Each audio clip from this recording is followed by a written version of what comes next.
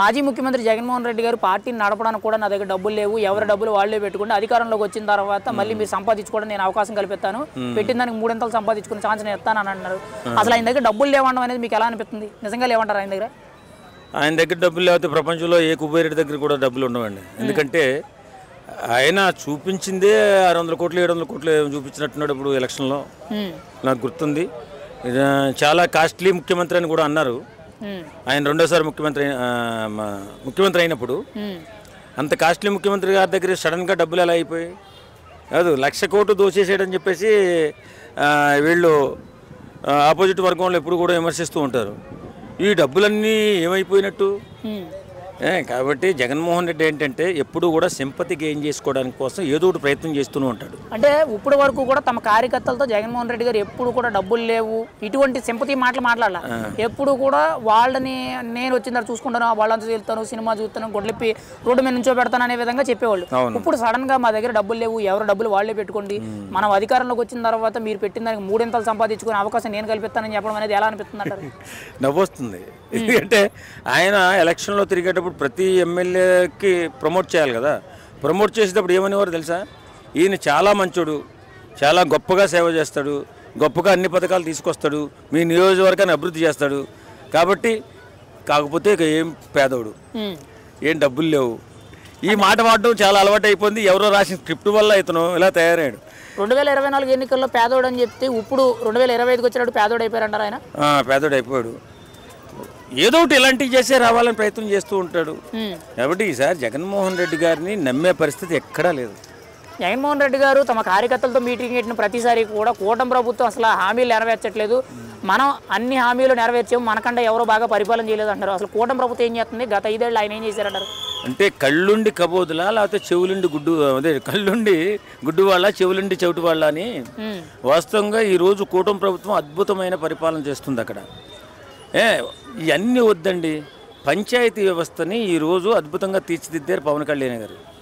జగన్మోహన్ రెడ్డి గారు వచ్చిన తర్వాత వాలంటీర్స్ని పెట్టి పంచాయతీకి వాల్యూ లేకుండా, పంచాయతీ సభ్యులకి వాల్యూ లేకుండా, పంచాయతీ ప్రెసిడెంట్కి వాల్యూ లేకుండా సర్వనాశనం చేసేసిన వ్యక్తి ఎవరన్నా ఉన్నారంటే అది జగన్మోహన్ రెడ్డి గారు.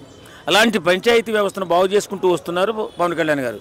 అలాగే కూటమి ప్రభుత్వంలో ఇప్పుడు వృద్ధాప్య పెన్షన్ ఒక్కసారిగా 1000 రూపాయలు పెంచిన ఘనత కూటమి ప్రభుత్వాన్ని.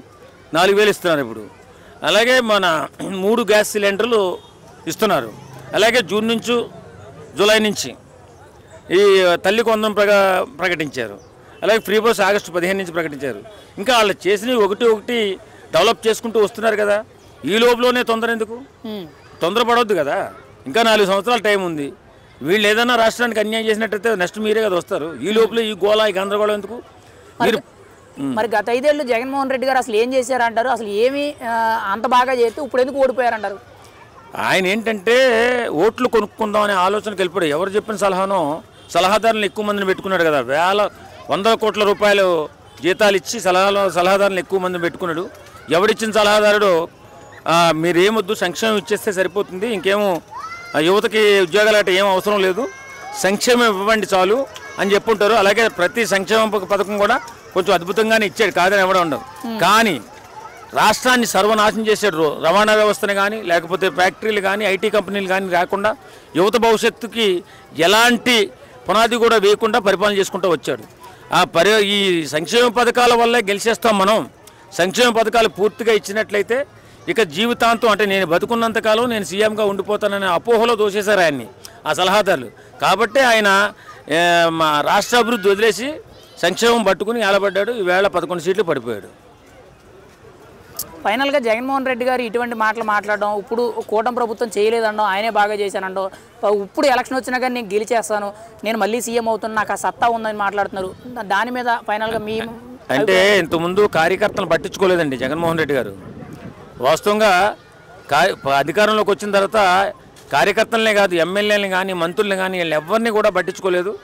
ఇప్పుడు ఆయన అది చక్కదిద్దుకుందామని, పర్వాలేదు మీరు కష్టపడి పనిచేయండి, ఇంతకు 3 రెట్లు మీకు ఉపయోగపడతాను అంటే, నేను బాగా దోసుకున్నాను, తర్వాత వచ్చే తరంలో నన్ను గెలిపించినట్టయితే మీరు కూడా దోసుకుందరు కానీ అనే సమాధానం చెప్తున్నాడు.